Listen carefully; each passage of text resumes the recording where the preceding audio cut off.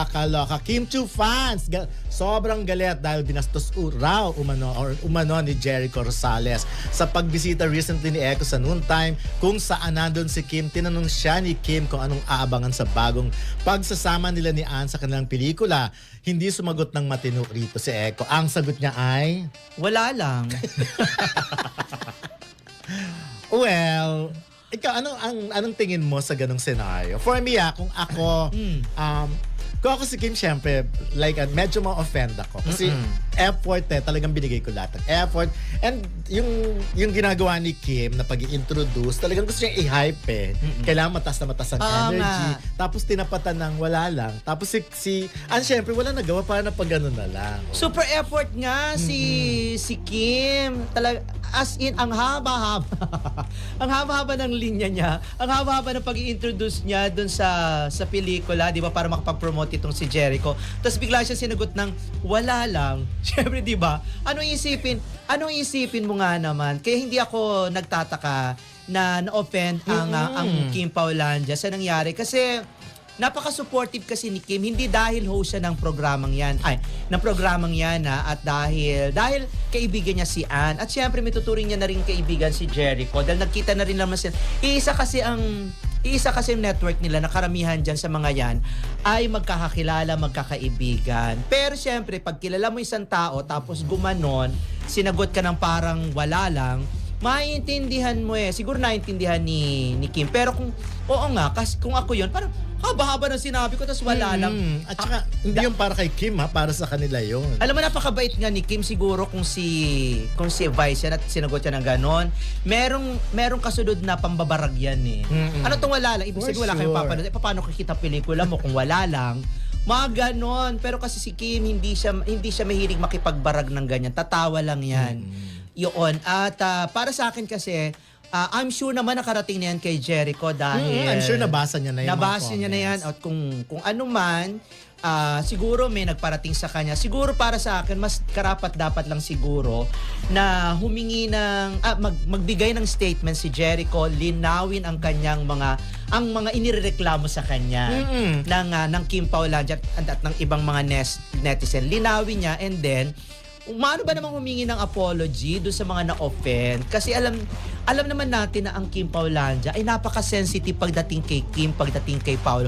Lalong-lalo na kay Kim. Kaya nga ito, nababasa natin yung mga... Grabe ang mga comments, ang mga comment, si Badet, gigil daw siya, si Maureen David Ferrer. Ito sa Facebook, Pero ayun, si Marijo kagabi pa. Yes. Ayun. Ang point ko lang din dyan, sayang kasi si Jericho, imbis na nakuha niya yung support ng Kim Pao, lalo na ni Kim, di ba, kung sana makukuha niya yung support na yun. Pero hindi Dahil sa nangyari, sa inasal niyang ganon, yun na nga, nakikita mo naman pag binasa mo yung mga message, hindi namin papanoorin yung pelikula. Nadamay patuloy si Ann Curtis. Si Ann Curtis na kinalaman. Alam naman natin na very close din naman kay Kim Chiu. So yun, nakakalungkot. Kahit nga nag-rescue daw itong si Ann, parang walang pambabawing naganap. Kaya nga hindi naman natin pwedeng awatin ng Kim Paulandia tungkol sa kanilang nararamdaman kasi gusto ng damdamin yan Kaya pero sinasabi ko na hintayin muna natin ang paliwanag ni Jericho and then from there siguro kung nakapag-apology na o nakapag-apologize na itong si Jericho at nilinaw niya na yung kanyang stand, siguro move on na tayo. Ngayon kung gusto niyo pa rin panoorin yung pelikula, okay lang. Pag gusto niyo panoorin, di mas maganda. Mga gano'n. Kasi alam niyo, meron talagang mga artista na mahilig talagang magbitaw ng mga linya at maging comedian. Lalo sa mga press con pag maraming tao. Minsan may mga poker face na nag-comedy na nagpa-punchline na nakakatawa. Minsan meron man nagpa-punchline pero hindi habe. At isa yun sa mga wale. Punchline man yun. Pag binasa mo nga ang messages ngayon, sinasabi na hindi siya makakakuha ng suporta sa amin, sabi ng Kim Paulandia. Pero ako kasi inisip ko nung una, baka kasi sa press con, napanood ko rin, ganyan din yung sagot niya. Inisip ko, baka in character ba to hanggang press con at promotion? Kasi parang, like for example, yung press ko nung Quezon, at saka every time nagpo-promote siya, in character siya nagpapa-makeup talaga siya. Pati yung pagde-deliver ng lines, ginagawa niya. So, hindi ko alam, ano bang role niya sa movie na ito? So, well, baka ganun nga, baka in character. Pero mali pa rin may nadadamay kasi ng mga ibang tao. Dapat kasi nung sinabi niyang wala lang, bumawi siya, Yes. tumawa siya, nag-joke siya ng mga ganon. Pelikula mong pinopromote mo eh. Bakit daw nag-promote kung wala sabihin lang? mo na, ano tawag dito, ibahagi mo na kung ano yung mga abangan. O hindi naman bayad si Kim dyan para i-promote yung Correct. pelikula ninyo. Kung pero halimbawa, kita- nag-guess siya dito at sinagot ka ng ganyan. Nang wala Tapos lang. na, wala lang. Or, ang ganda ng introduction mo, sinagot ganon? ka ng wala lang. O di wag natin panoorin.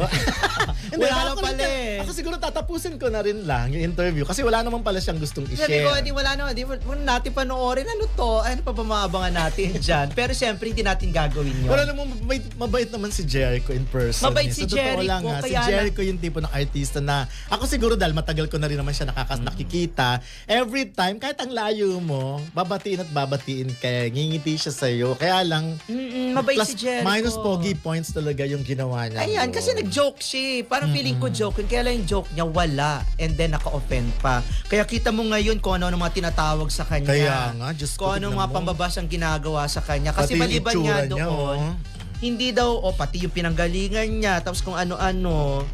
Tapos ano ba talaga yung hindi daw talaga bineso, pinansin ni Jer. Alam mo, hindi ko masyadong nakita. ganito, pero ha? hinahanap ko nga eh. Yung bineso parang malabo. Kasi syempre, 'di ba, pag bineso niya si Kim at meron siya kay Jay, baka magkaroon ng panibagong issue. Hindi, pero kahit pa, kung eto si Kim, tapos may mga katabi dito, bineso mo yung katabi, yung isa lang hindi, Baka ganun medyo off yun. Baka ganun siguro yung naisip ni Jericho. Pero syempre, hinahanap natin na parang all is well, parang ganon. Dapat hindi man nilang siningle out yung isang tao. Pero hindi natin alam kung nasa takbo ng isip ni Jericho. Siguro yung sa kanya, tama, na hindi niya bineso si Kim, pero sa atin, mali. Baka naman dun sa iba, kapag bineso niya si Kim, pag pasimulan to ng, ito na naman, di ba, pasimulan ng mga pambabarag na naman kay Kim. Sabihin, naku, ayan na bineso ni Jericho si Kim, o ano na ngayon, Jay. Mga ganon. Alam niyo, minsan, maraming gustong sumausaw, kaya siguro nag-play safe si Jericho. Hindi ko pinagtatanggol si Jericho. Naisip ko lang yung mga senaryo na ganyan. Kaya lang Pero ako, basta syempre, ako, nanghihinayang ako na sana nakuha niya yung support ng Yun. mga nanonood sa atin ngayon, yung mga nagko-comment ng negative tungkol sa kanya. Kung very kung okay ang ginawa niya, I'm sure positive ang reaction sa kanya ngayon. So, well, kita mo nga naman, 'di ba, si Jericho at saka si Paolo nagbatian, 'di ba, nag-brother hug, mga ganon. Hindi dapat hindi natatawa ako sa mga binabasa ko. Talaga. ayun, dinaalang niya si Kim, hindi nga tiningnan si Kim at parang ganon, dinaanan niya lang. Ayan, paano Kaloka. mo sasabihin Ano kaya? itong mga sinasabi nila? Ano kayang reaction ni Paolo dito? For sure, alam din ni Paolo, nagbabasen si Paolo eh. Siguro, nagkausap na sila ni Kim at tinanong na ni Paolo. Hindi na sa pagiging marites si Paolo. Pero syempre, ang concern nito ay kung ano ang naramdaman ng kanyang jowa na si Kim. O ano bang naramdaman mo? Gusto mo pagplanuhan natin? Tingin mo may Charot. nangyari dun sa dinner na yun? May nag-isnaban kaya sa dinner to? Parang wala Na naman. naramdaman ni Tapos after that na ba? Di ba nung nag-dinner tapos ang daming comments sa X at sa social media, baka nabasa ni Jericho yung mga ganon. Kaya nagkaroon din siya ng... Pwedeng ganon. Pwedeng ganon. Pero tayo lang pwede lang mag-speculate. Pwede Yes. magbigay ng konkretong sagot dyan. Pero tama, yung pinakatama, kung pwede mag-explain. Mag-explain si Jericho, mag-apologize. Manong ba naman, lalaki naman siya. Naka-offend ka, di ba? Kung wala ka namang intention talaga na gano'n, explain mo ang sarili mo para maintindihan at matigil lang pambabasa at kung ano-ano mga tinatawag sa'yo. Ayan, pati itong si Del Boy, Kaya si nga Jet. sabi, Talagang usapan na hindi namin papanoorin yan. Nakwan! Nakakaloka. Sabi ni Maitil Cortez, masyado kasi siyang mayabang. Alam mo, Diba? naku, ang dami ng mga pelikula ni Jericho na hindi naman sa hindi kumita. Pero ayun, si Milton Cortez, sabi niya masyado, ayun. Hindi namin pwedeng basahin yung mga comment ninyo ha, kasi syempre medyo alam nyo na, nasa social media tayo, baka naman mai-report tayo. Ayun. But of Eto na course, nga. hindi namin didelete ang mga opinion nyo. Opinion nyo yan. Opinion nyo yan. Grabe, ang daming galit na galit ngayon. Kita mo naman, no? Talagang sumugod sila dito sa... sa YouTube. Kalma lang, kalmahan nyo lang. Kalma lang, kalma. Inom ng tubig, inom ng juice, mag-shopping, mga nasa abroad, mag-shopping, kumanta, huwag kayong uminom ng alak, baka naman kasi magwala kayo. At ang pinakamaganda, magpadala kayo ng lala dito sa amin. Kasi alam ko yun ang yun ang makakapagpakalma sa inyo. Ang babigyan kami ng lala. Charot. May pasok lang. Yun na nga. Anyways, sayang talaga. Ako nanghihinayang ako sa opportunity na makahakot ng manonood si Jericho. Sayang mas marami ang tumalikod kesa mag-support. At saka second time na magkasama ni Anne. Sayang as in. Kasi pag nanega ka na, nakunega ka na talaga. Pag sinabing hindi napakarami pa naman. Dito lang sa Pilipinas, milyon-milyon na ang mga Kim Paulandia at napakarami na ng fandom ng mga yan. Pag yan ang hindi nanood sa'yo, naku, ang laking kabawasan yan. Pero paano kaya kung magpa-black screening si Kim for Anne? Ha? Pag nagpa-black screen si Anne? Si Kim kay Anne? Si Kim kay Anne. Hindi ko maisip. Talaga? Hindi ko maisip. Well, kasi syempre sa nangyaring yan, paano pa naman susuporta? I mean, paano? Pwedeng for Anne Curtis pwedeng sumuporta si Kim ng siyempre pailalim. Hindi pailalim, hindi nakabalandra. Pero siyempre pakakalmahin muna 'yan. Pakakalmahin muna, kinakailangan talagang pakalmahin muna, and then sana nga lang may mamagitan or kahit si Anne, kaya lang si Anne kasi hindi naman siya direktang naka-offend sa Kim Paulandia. Dapat talaga si Jericho. Tsaka parang siya rin naman, si Anne mismo nagulat sa reaction na naman ni Jericho. But anyways, sayang Jericho, close to 500 na naka-live ngayon sa YouTube. Sana nahakot mo tong mga to na panoorin ang pelikula mo. Kaya lang sa ginawa mo, parang goodbye talaga sila. Naku, kapag umabot yan sa US or umabot yan sa sa Prime or kaya sa Net, naku, baka hindi rin panoorin niya katulad to si Delbo. Sabi niya, kaming mga solid Kim Pao Angels, Angels, hindi manonood niyan. Walang manonood niyan, nakakaloka. So, expect na natin kung ano lang kikitain ng pelikula. Baka hindi kayanin ni Anne Curtis yung na siya mismo ang mag-isang yes. Hindi, tsaka nawilindang na ngayon si Anne. Kasi si Anne, as much possible, gusto niya maaliwalas ang lahat sa kanya. Ibig sabihin yung walang nagagalit, walang naiimbierna, puro positive vibes lang. Pero ngayon, for sure, wala pa naman si Kim ngayon sa Showtime. Correct. Yun na. Well, kung may kumakalat na balita na pambabastos umano ni Jericho Rosales kay Kim Chiyo at may reaksyon ng Kim Pao fans, mahalagang maging maingat tayo sa paghusga, lalo na kung hindi malinaw ang buong konteksto ng pangyayari o kung galing lang ito sa clips, edited posts, o fan interpretations. Narito ang mas mahinahong pananaw. Number 1, context is everything. Sa showbiz, maraming moment na napuputol sa video o quote. Minsan ang biro, banter, o awkward moment ay napapakahulugan na pambabastos kapag wala ang buong eksena. Mahalaga na may full context bago magbigay ng matinding reaksyon. Number 2, natural lang ang pagiging protective ng fans. Ang Kim Pao fans ay kilala talagang very supportive at protective kay Kim Chiyo. Kapag may nakita silang posibleng disrespect, automatic silang magre-react. Iyan ay galing sa concern, pero dapat pa rin ay balanced at hindi agad nangaakos ang walang sapat na basehan. Number 3, Jericho Rosales' public image. Matagal na sa industriya si Jericho at generally may reputasyon na professional at respectful sa mga katrabaho. Kung may nangyaring hindi maganda, mas maiging hintayin ng official clarification o statement mula sa involved parties. Number 4, iwasan ng fan war. Ang ganitong issue kadalasang lumalaki dahil sa fan wars, mas nagiging personal kaysa factual.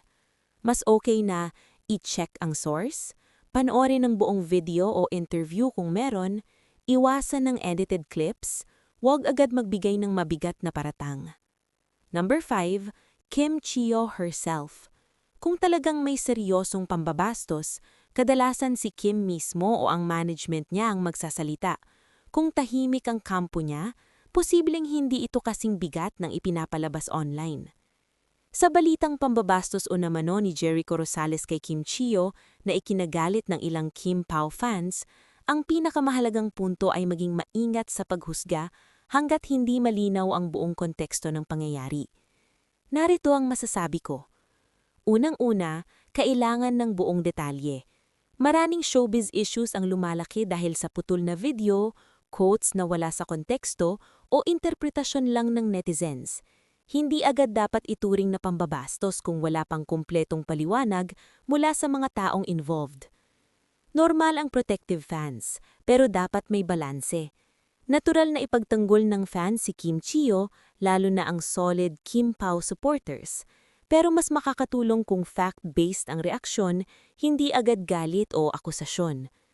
Reputation at professionalism. Parehong matagal at respetadong artista sina Jericho at Kim. Sa ganitong sitwasyon, mas makabubuting hintayin kung may official statement o clarification kaysa umasa sa haka-haka. Social media amplification. Sa panahon ngayon, mabilis mag-trend ang issue kahit maliit lang na moment. Kapag pinatulan ng fandoms, mas lumalaki at nagiging fan war kaysa totoong issue. Ang best approach ay maghintay ng verified info, iwasan ng paninira at panatilihin ng respeto sa lahat ng artistas involved. Maayos at mas malalim na reaksyon tungkol sa sinasabing pambabastos ni Jericho Rosales kay Kim Chiyo at ang reaksyon ng mga Kim Pao fans based sa available na impormasyon at kung paano karaniwang umiikot ang mga ganitong issue sa showbiz. Point number 1, walang malawak na credible report tungkol sa pambabastos. Hanggang sa kasalukuyang paghahanap, walang nahanap na legitimate news article o solid reporting na nagsasabing may totoong pambabastos na ginawa si Jericho Rosales kay Kim Chiyo. Maraming chismis o social media buzz ang umiikot sa showbiz, pero hindi ito sapat para ituring na proven fact. Ito ay kadalasang fan interpretation o exaggeration ng mga hindi kompletong video o statement. Kaya dapat laging hatiin ang chismis at tunay na balita bago mag-react. Point number 2, ang dynamics ng relasyon ni Jericho. Marami nang kumalat na usapin tungkol sa personal na buhay ni Jericho Rosales. Kasama na dito ang reported separation o breakup nila noon na dati niyang asawa na si Kim Jones, hindi si Kim Chiyo, at kung paano naging magkaibigan sila pagkatapos. Ito ay madalas nagiging dahilan kung bakit maraming fans ang sensitibo kung anong imahe ang inuugnay kay Jericho, lalo na kung may rumored controversies na kumakalat online. Point number 3, bakit umiinit ang fans' reactions? Ang mga fans ng celebrities, tulad ng Kim Pao community ni Kim Chiyo, ay kilala na pagiging malakas ng support at protective sa idolo nila. Kapag may isang post o meme, kahit hindi malinaw ang konteksto, mabilis itong nagiging usap-usapan at minsan ay nagiging tila tunay na issue. Ito ay dahil sa social media culture ngayon, ay madaling mag-amplify ng piraso-pirasong content, madaling magbigay interpretasyon base sa bias, at minsan mas mabilis maniwala sa chismis kaysa sa formal na statement.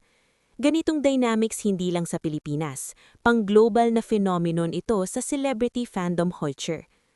Point number 4, parating mas mabuting maghintay ng clarification. Kapag may ganitong controversy, maghintay ng full context o clarification mula sa mga taong involved o sa kanilang representatives. Iwasan ng conclusion base sa clips o captions lang, at huwag magpadalos-dalos ng akusasyon kung wala pang tunay na source. Ito ay hindi lamang para protektahan ng artista, kundi pati na rin ang sarili mong pananaw bilang isang netizen. Ang mga reaksyon ng Kim Pao fans ay medyo understandable dahil loyal sila at protective. Pero hindi pa sapat ang ebidensya para sabihing na totoong may pambabastos na ginawa. Hanggang walang opisyal at kompletong impormasyon mula sa mga prinsipal na partido o sa verified news outlets, mas maiging tingnan itong rumor o fan drama kaysa totoo at seryosong akusasyon. Point number 1, ang pambabastos ay depende sa interpretasyon. Sa showbiz interviews, guestings o event interactions, may mga biruan o off-the-cuff remarks na pwedeng ma-misinterpret. Ang tono, body language, at buong sitwasyon ay mahalaga. Kapag text quote o putol na clip lang ang nakita, madaling mabigyan ng negatibong kulay. Point number 2, malaking factor ang editing at captions. Maraming content ngayon ang ginagawa para maging viral. Minsan ang headline o caption ay mas matapang kaysa sa totoong nangyari. Ito ang dahilan kung bakit lumalaki ang issue kahit maliit lang ang actual moment. Point number 3, hindi lahat ng fan reaction ay pare-pareho. Kahit may ilang Kim Pao fans na pumalag, hindi ibig sabihin na iyon ang sentimiento ng buong fandom. Sa online spaces, kadalasan ang pinakamaingay ang pinakanakikita, pero hindi sila laging majority. Point number 4, tahimik na kampo, posibleng hindi malala ang issue. Kapag walang statement mula kay Kim Chiyo, Jericho Rosales o management nila, kadalasan ibig sabihin nito ay hindi itinuturing na seryosong issue sa loob ng industriya o kaya ay naayos na privately. Point number 5, responsibility din ng fans ang tono ng diskurso. Pwedeng magpahayag ng suporta nang hindi naninira o nangaako sa agad. Mas nakakatulong sa image ng fandom kapag mahinahon ng pananalita, fact-based ang argumento at hindi agad nanga-attack ng ibang artista. Point number 6, showbiz collaboration world is small. Magkakatrabaho at nagkakasalubong ang mga artista sa iba't ibang proyekto, kaya ang paglalagay agad ng disrespect label nang walang solid proof ay pwedeng magdulot ng unnecessary tension.